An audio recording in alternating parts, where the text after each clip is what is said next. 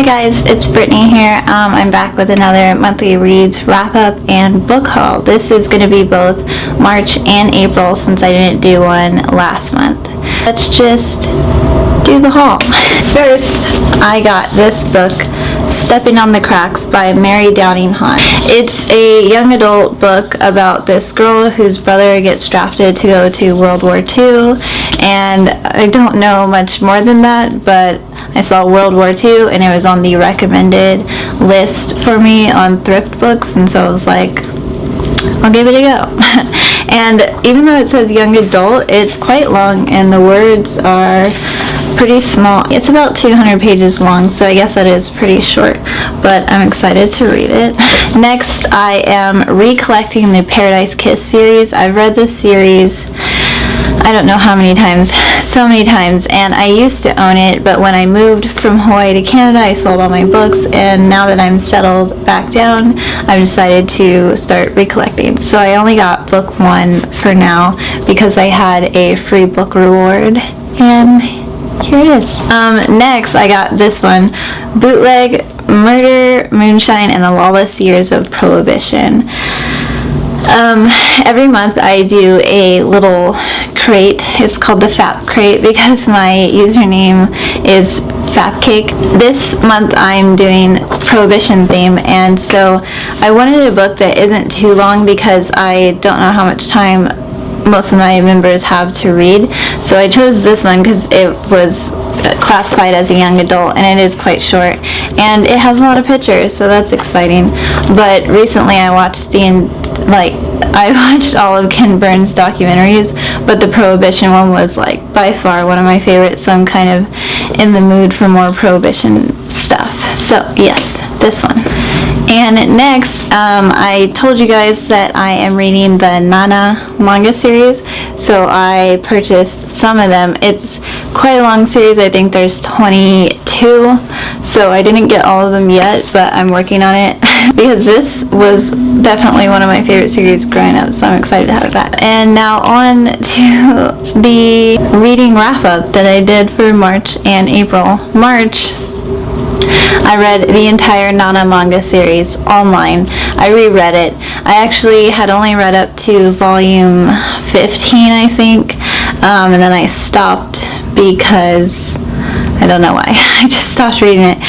So I reread the entire thing till the very end online, and I've been repurchasing so that I could have it in my collection because I will definitely read this over and over and over again like I already have. Ayazawa, the manga artist, she is on an indefinite hiatus, so while I would recommend that you read them,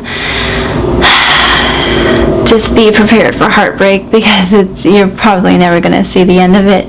And it ends at the huge cliffhanger. It's awful, but it's great. I kind of like it because I like feeling that anguish. Anyways, the next one I read was My Neighbor Totoro.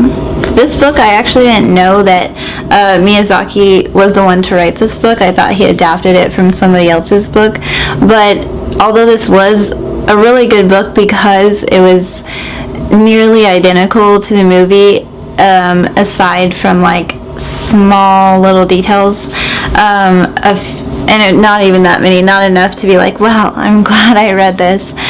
So I won't say it was a time waster, but I will say that if you have other things to read, maybe read that instead, because it's identical to the movie, so you don't really have to read it. Another series that I'm rereading from my childhood, this time way back childhood.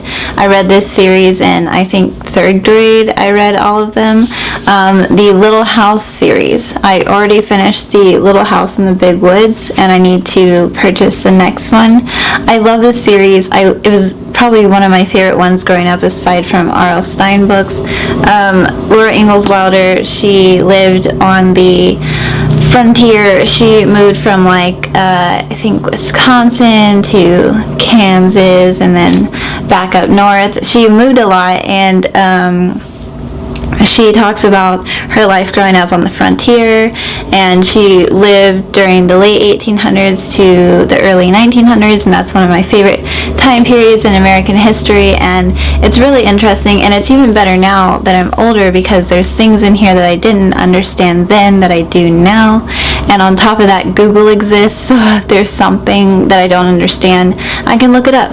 Like, they were talking about pig cheese. They were head cheese. They saved a pig's head to make head cheese, which, I was like, is it really cheese made in the pig's head? And yes, it is. So these are like children's young adult books, so if you want an easy read, these are good, and they're fun and educational, and it's based on a true story, so fun stuff. Pa? He's Bay AF. And the last one is Miss Marvel Volume 3. I didn't read a lot this month, so this is kind of a short one, but Miss Marvel, this is still one of my favorite comic series so far. I think there's up to 7 volumes now, so I need to collect the rest so I can finish it up. But I just really like how it deals with current issues, and it puts it in comic form, and I do think that the target demographic for this series is young women, and honestly, I kind of like that. Not that we should have to have comics that are just targeted for us, because I do think that lots of different people could enjoy this, but it is nice for its heroine to be dealing with realistic issues on top of trying to be a superhero.